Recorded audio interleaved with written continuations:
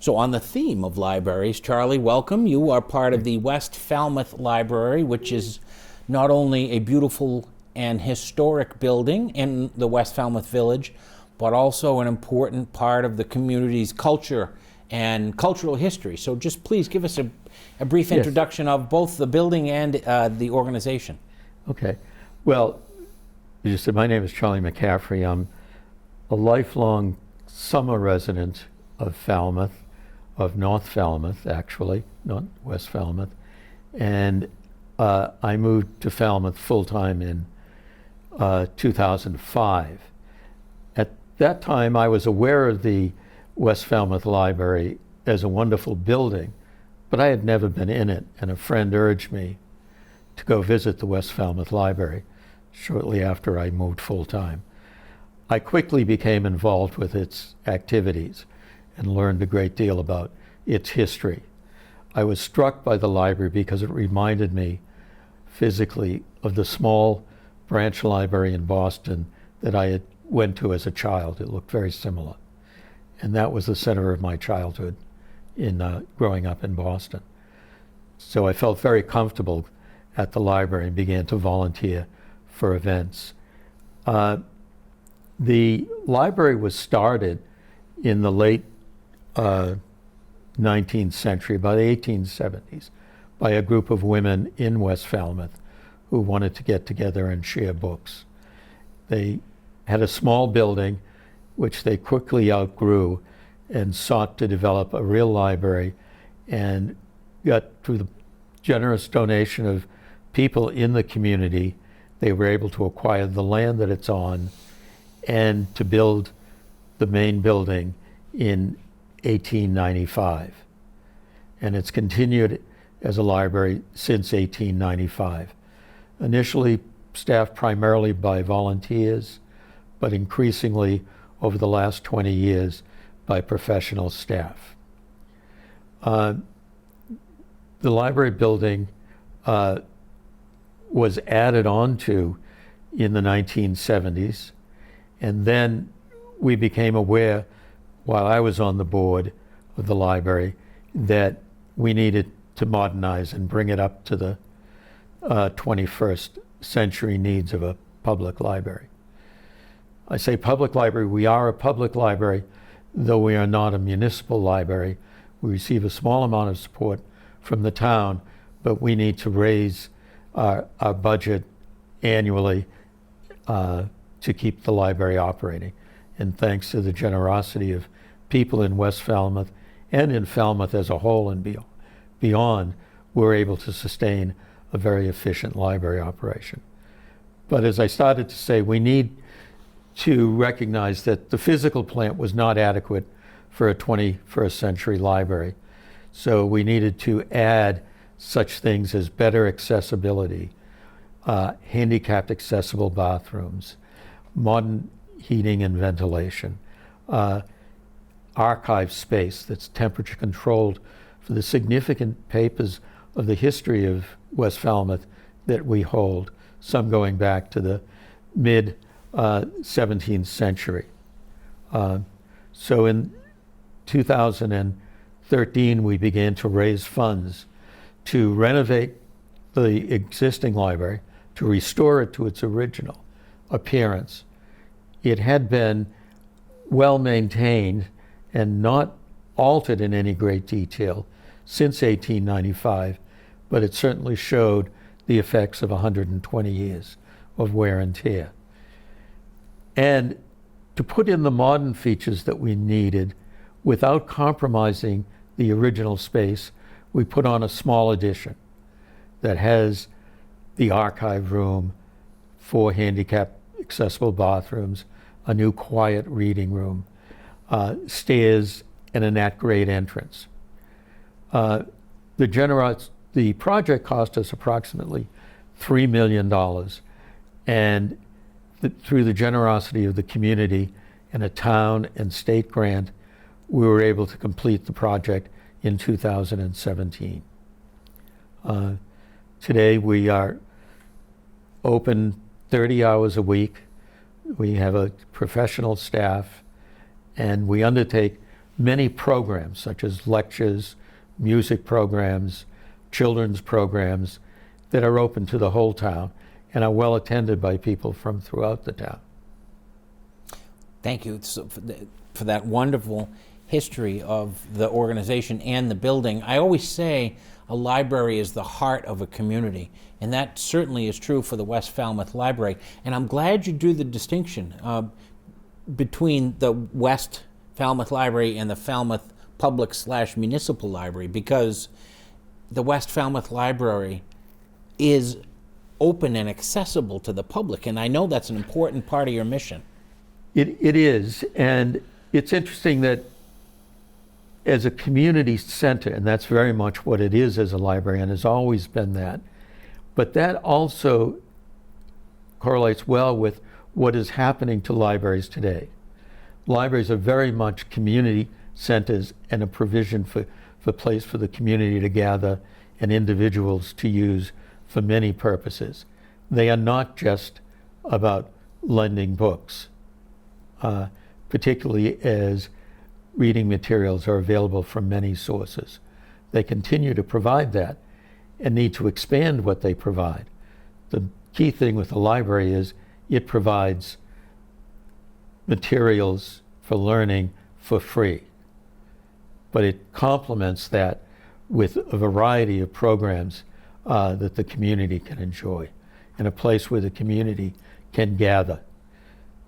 I remember, this is going back some years, but when I was running for public office for what was then called the Board of Selectmen, is today called the Select Board, local candidate debates would be held at the West Falmouth Library. And I know you still have many of those civic events there now.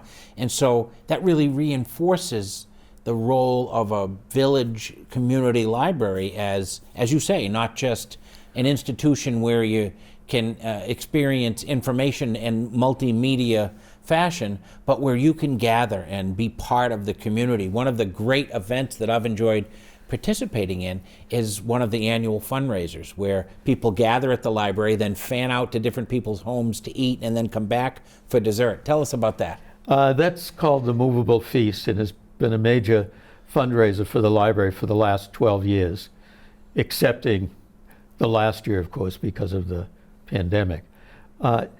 Actually, it was an event that I started and copied it from an event of the same name and character that was held by the Historic Albany Foundation, where I used to live before I moved to Falmouth.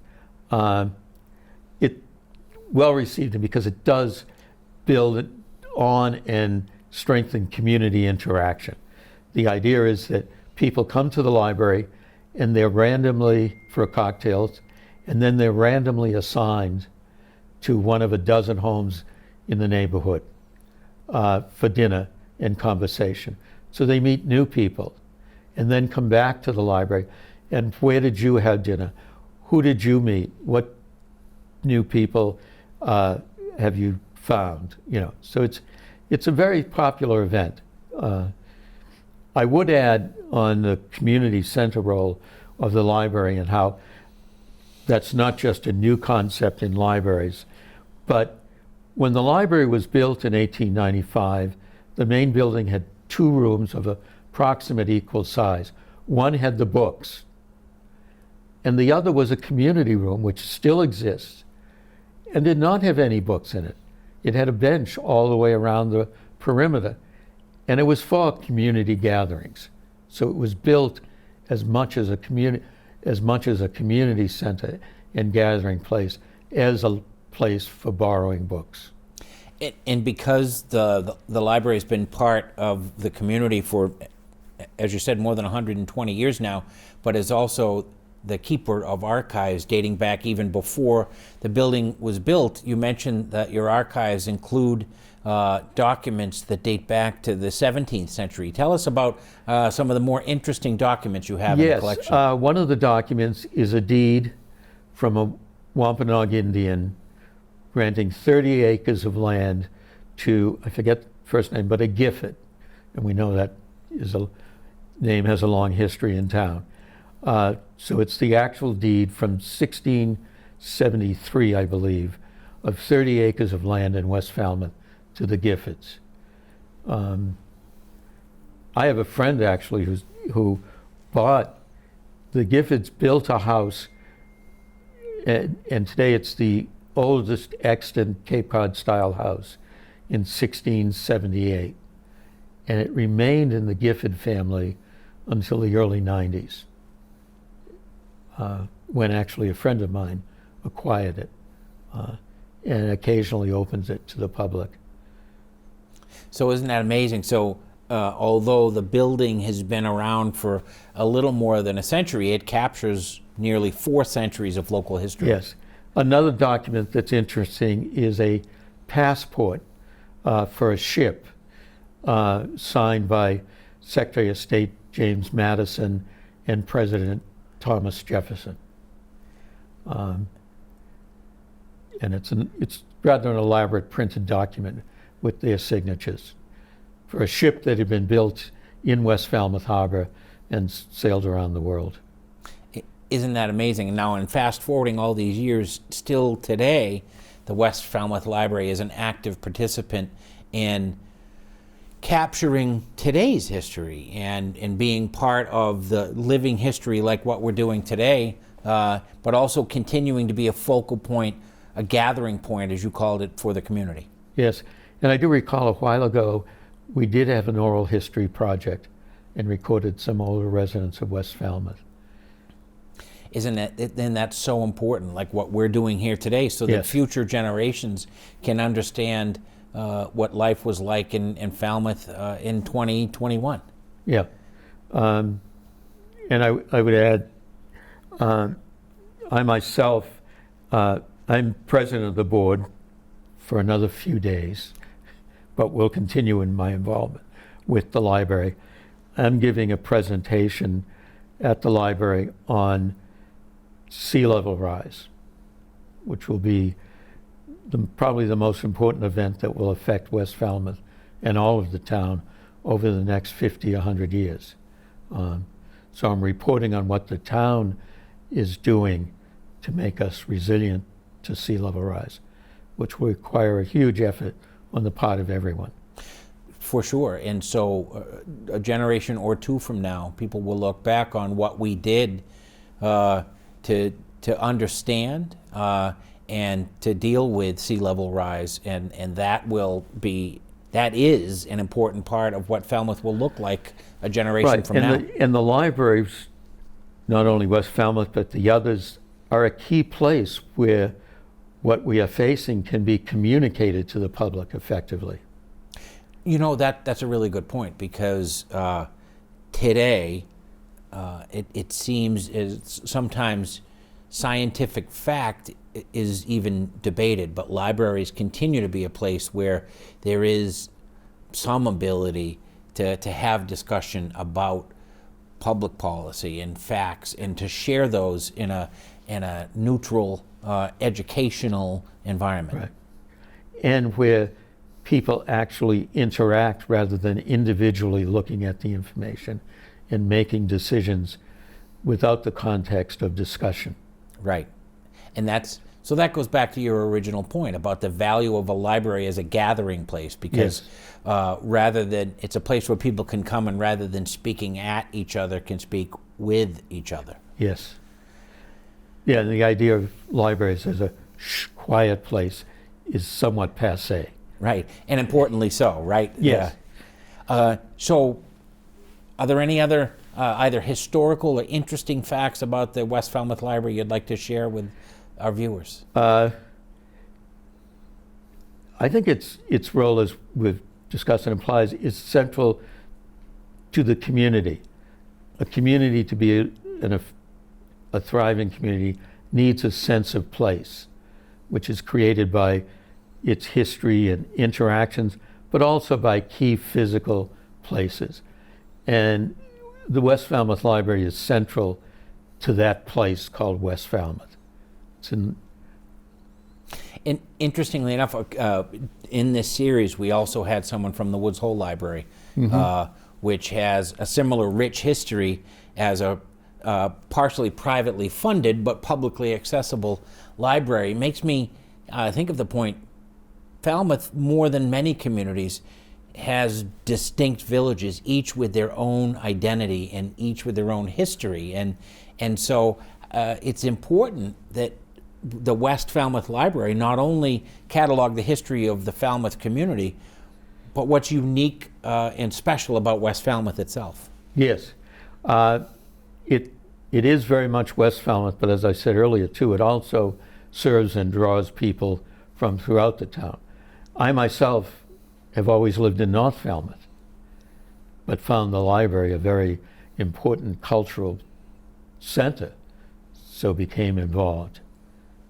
And as by doing that, became much more familiar with West Falmouth, as well as other parts of Falmouth. And that's so important because we are, at the end of the day, we are one Falmouth and one community. Absolutely.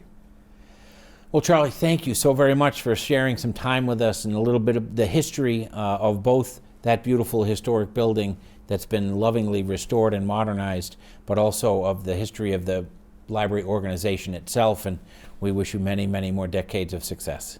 Thank you, Troy.